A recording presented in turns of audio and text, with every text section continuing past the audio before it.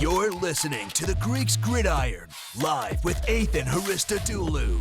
What's up, everyone, and welcome back to the Greeks Gridiron. I am Ethan Hristodoulou, and hello once again to my fellow NFL fans. Been a little bit since we last spoke, as I've been busy covering the USFL for the last couple of months, but now that we are in the dog days of the NFL offseason where literally nothing is going on and the USFL season is about to wrap up, I begin one of my favorite series that I've done the last couple of years, and that is discussing rankings for both the offenses and the defenses of NFL divisions. Typically what I used to do in the past was just kind of lump it all into one whole thing, but now I decided to break them up. So you're going to see an offensive series and a defensive series. I'm not necessarily sure how I'm going to break them up, but it will be done for all 8 divisions twice, both the offense and the defense. So it's going to be a lot of fun talking about this. I encourage you to comment down below. Let me know your thoughts and opinions on my rankings. Give me your rankings. What am I getting right? What am I getting wrong? I would love to hear from you all. But today we start with the NFC West, and this is an interesting division, one that I don't think is as cut as dry as some people might think, but I will say that there are 2 favorites and 2 not so favorites. And beginning at the very bottom of this list here, we are going to start at number 4 with the Arizona Cardinals, a team that has a lot going on right now and what kind of feels like a transition year for the offense as you have moved on from DeAndre Hopkins. You're also coming into the season with Kyler Murray on the injured list, coming off of that ACL tear he sustained last year.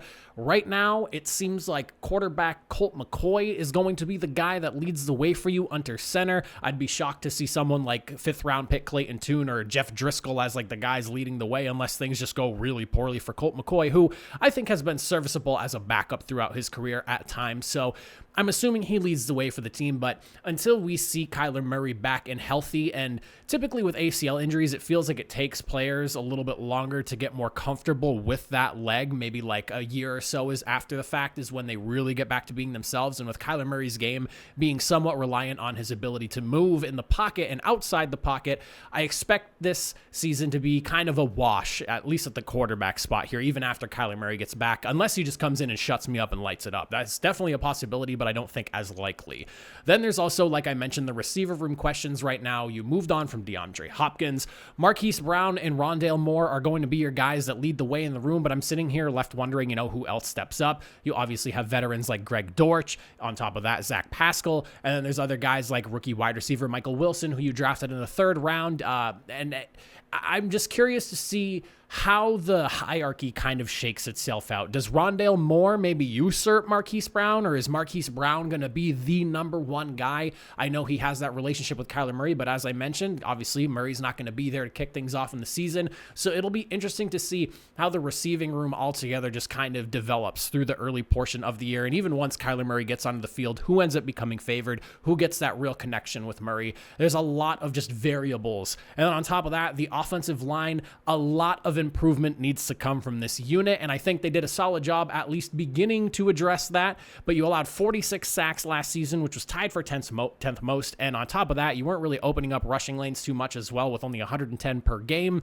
which is 22nd in the NFL. But like I said, you did address it a little bit. Drafting Paris Johnson in the 1st round is massive. Premier left tackle out of Ohio State. This is a guy that I'm really excited to see him play, especially in the NFL. Probably one of the most polished offensive tackles in the NFL draft this year. You re-signed Will Hernandez and Kelvin Beachum, so it was clear that trying to build around your O-line, but also keep the continuity and keep your core together was an important piece, and I think that is something that a lot of people tend to forget. It's not like you want to just go and sign the best offensive lineman and they can plug and play. There needs to be some sort of consistency and synergy amongst the group. So the fact that you're trying to keep people together and try to just add a piece in or two, like we mentioned with Paris Johnson, and of course signing the center Froholt from the Cleveland Browns, there's a clear effort to keep the core together but build on top of what you have as well. And keeping guys like Hernandez, who's been here for a year now, and Kelvin Beachum, who's a vet on that offensive line there, is an excellent way to at least try to move the offensive line in the correct direction. So a lot of just questions, a lot of how is everything going to look for the Cardinals, and I just have a hard time putting them anywhere higher than number 4 on my list.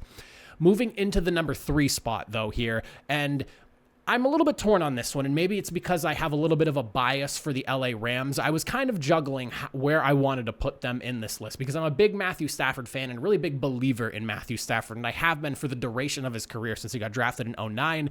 And I was thinking, do I think the Rams have a shot at jumping not only just like the Seattle Seahawks, but also the 49ers, who have quarterback questions of their own? Whereas if you're getting a healthy Matthew Stafford back, you have yourself a real opportunity. So I was, juggling all three of these teams here and how I wanted to order them out. But I think at the number 3 spot, I'm going to settle with the Los Angeles Rams. The reason for that, yes, a healthy Matthew Stafford is exciting, especially to me as a Stafford fan. You go back to 21 with the 41 touchdowns. Yes, he had 17 picks, but they won a Super Bowl.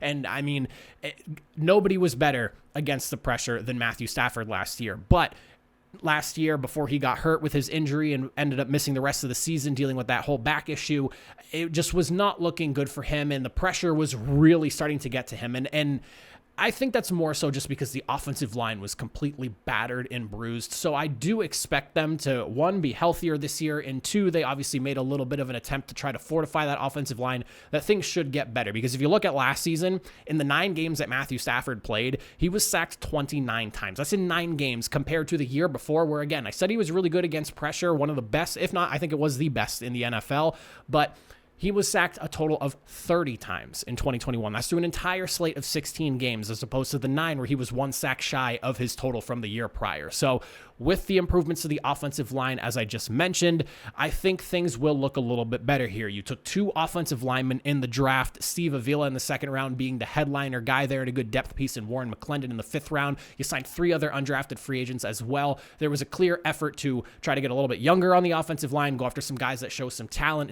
and just have those big physical traits of filling in holes that you clearly have on the O-line. Because last year it felt like kind of just a rotating door of guys with all the injuries, and the offensive line was a sand sieve, I think is the best way I can really put that there. But the remainder of the offensive line, like I said, coming back healthy. You have Joe Noteboom coming back, Brian Allen, Logan Bruss from last year's draft, Rob Havenstein. You have a good core coming back fully healthy with a good quarterback in Matthew Stafford under center, hopefully fully healthy and ready to go. And I think things look a lot better. But there is one other thing that is going to need to show some improvement here, and this is part of the reason why I decided to set them at number 3, and that's going to be my questions I have about their running game. And my big question mark being, can Cam Akers get back to being that true running back 1 that a lot of people saw really start to flash during that Super Bowl run the year prior? And the reason I asked that is because up until week 12, his workload was not necessarily massive, but from week 12 beyond, until he ended up missing, I think, like the last game or something like that, it didn't really feel like he had quite the burst. But then those last few games, especially from like week 15 to 17, where he had 100 and plus rushing yards per game, he had 3 touchdowns, I think, in week 15. It's one of those things where, can we see those flashes that we were seeing at the end of the season and have that carry over into the next? Improvements from the O-line will definitely help with that. Hopefully they get a little bit better when it comes to their run blocking and opening up those running lanes. But I also have a little bit of a wild card here that I'll be looking at, and that's obviously rookie Mississippi running back Zach Evans. How is he going to fit into things? Is he going to be a nice 1-2 punch with Cam Akers? And Sony Michel still being on the roster for the Rams, does he end up doing anything? Because, there was a time where Sony Michel, and I'm not going to sit here and say he was the best running back in the NFL, but he was a guy that you could look to when he was on the Patriots, and he could run effectively. He was a big piece of that offense for a little bit of time there, and a very effective runner. So you have a trio of running backs that I think could do some damage if things go in their favor. But until I see the proof in the pudding, I'm going to settle with, I'm really excited to see the passing game get back to normal, but I'll be curious to see how the running game ends up shaping out. And then moving into the number 2 spot here, like I said, there was a lot of deliberating, especially with the top 3 teams, but especially once I got to 2-1, because I'm deciding between here the Seattle Seahawks, who kind of exploded onto the scene last year and a big surprise to a lot of people. But then you also had the San Francisco 49ers with Brock Purdy also exploding onto the scene in the relief role once they lost both Trey Lance and Jimmy Garoppolo to season-ending injuries.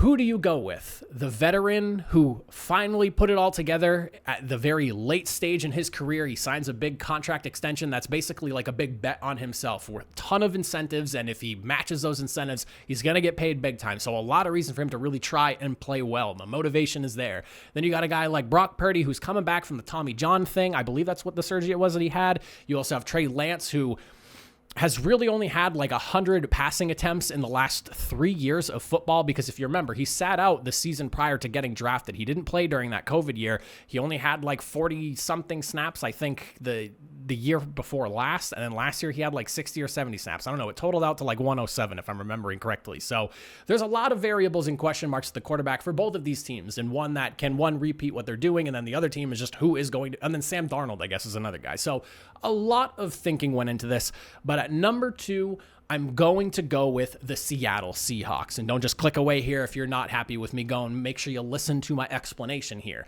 Like I said, big question mark for me, obviously. Can Geno Smith build upon what we saw from him last year? Super impressive work by him. I do not want to take a single thing away from him. I think that he just finally had really good stability in the coaching around him, and he has a litany of weapons. This Seattle Seahawks team is not just a team that kind of overachieved. No, they are a team that has a ton of skill and needs to be respected in the NFC West. You look at Geno Smith and what he did: 4,200 yards. He had 30 touchdowns, only 11 interceptions. He averaged nearly a 70% completion percentage, and he was averaging a 7.5 yards per attempt. And I call that his career high. He did technically have like a 9 point something in a year where he had like, I think it was like 60 passing attempts. You know, we're not going to count that, but like a legit full season career high, 7.5 yards per attempt.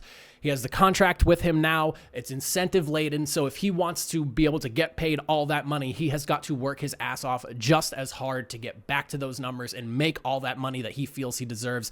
If the Seahawks feel that they were willing to give him such a heavy incentive contract, then that means they believe in him.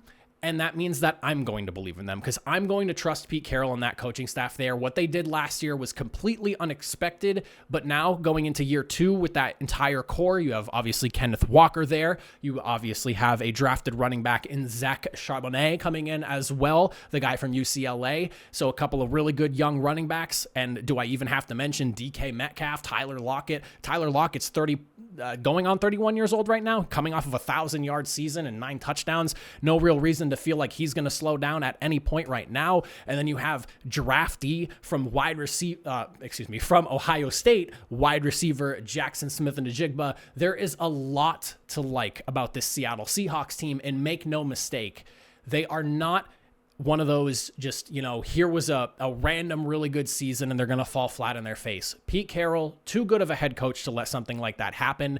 And Geno Smith, a guy that has been tested throughout the entirety of his career, a journeyman finally getting his shot in the spotlight, and you have all these weapons surrounding you, and an offensive line that during the back half of the season really started to hit its stride and improve. This is a team that I think goes from Cinderella story, shockingly making the playoffs, to, okay, this is a legit playoff contender. They've got the offense to do it, and a really young defense that's up and coming with some pieces added on that side of the ball as well. This is a team to look out for, because if the defense is forcing a lot of 3-and-outs, or they're just getting drives stopped early, and you're putting the ball into the hands of Geno Smith and that offense with all that talent, I'm feeling really good about what the Seahawks can do production-wise this year. So I like them at number 2.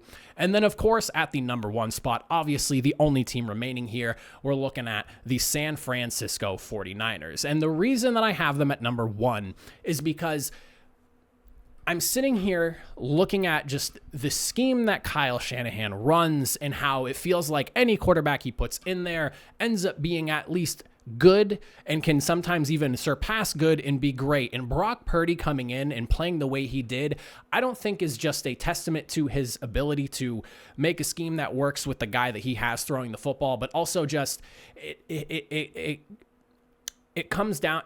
It shows just what a great leader he is for that team and what they do, especially on the offensive side of the ball. I'm so impressed with what Kyle Shanahan has been able to do with a guy like Jimmy Garoppolo, who, if you've watched my show for a long time, I have not necessarily been the highest on, but he got the absolute most out of Jimmy Garoppolo. We have not seen enough with Trey Lance yet, so that's kind of we'll have to see what ends up happening there. But with what we saw from Brock Purdy in that same system, it's been unbelievable. And then you look at the talent that is in there. While I love the skill talent that Seattle has. I am an even bigger fan, and I also firmly believe they're a little bit more loaded on the offensive side of the ball than the Seattle Seahawks are with the San Francisco 49ers, because when you start listing these people off and you hear the names, that's, these are top guys in their positions. And don't get me wrong, Tyler Lockett, phenomenal player. DK Metcalf, also phenomenal player.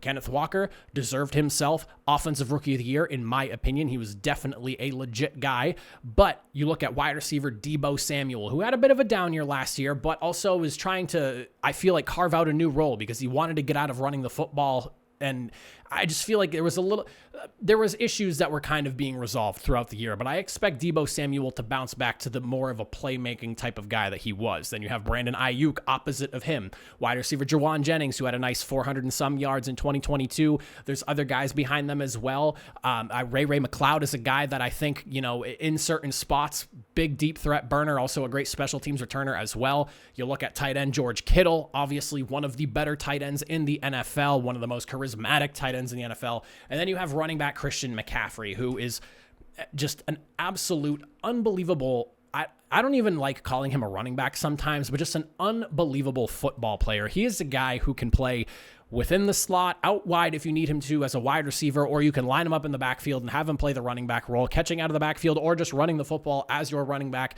He is a guy who can just eat up touches and be completely dominant as long as he stays healthy. So there's so much talent to like. And then you have the offensive line, and this is where it really starts to separate for me between Seattle and the San Francisco 49ers. You're anchored by left tackle Trent Williams, the best left tackle, I would argue, in the NFL right now. Other people would probably argue the same as well. Right tackle is a position you need to watch there. Obviously, Mike McGlinchey leaving for Denver, signing away in the free agency market there. I believe it's Colton McKivitz is currently listed as a starting right tackle as of now, so it sounds like he's going to be the guy that fits in and replaces him. But left tackle, best in the league. The entire offensive line, a very dominant group, I would just say, as a unit. Now, can they continue to just rattle off the dominance that they have as they have the last few years? I don't know, but I'm feeling pretty good about what they've been doing the last few years, that I don't really see a massive reason as to why things could change. Granted, the right side of the O-line might get a little bit weakened here. We'll have to see. That is like outside of obviously the quarterback question mark. I will be curious to see just how this offense continues to mask the issue of that quarterback spot, because there's so much talent on the offensive line and in those skill position players that you can just plug in a quarterback and let things roll. And I feel you can find success. They are way too talented in San Francisco's offense to just fall flat and be a team that hits 500, because the defense is dominant and the offense takes advantage of how dominant that defense is with all the opportunities they have getting the football. I just really feel good about what the 49ers are doing, both with the roster that they have, the scheme that they run, and the ability to make things happen despite whoever's under center right now. It's hard for me to bet against them. But those are my NFC West power rankings for the offensive side of things. Let me know again in the comment section down below. Who do you think is the top team in the NFC West? How would you order them from worst to first? Give me your list. What are your arguments to what I had to say? I would love to hear all of that and discuss with you all down in that comment section. But that is it for me. I appreciate you for watching if you made it to the end of the video. I'll see you all next time. Have a good one.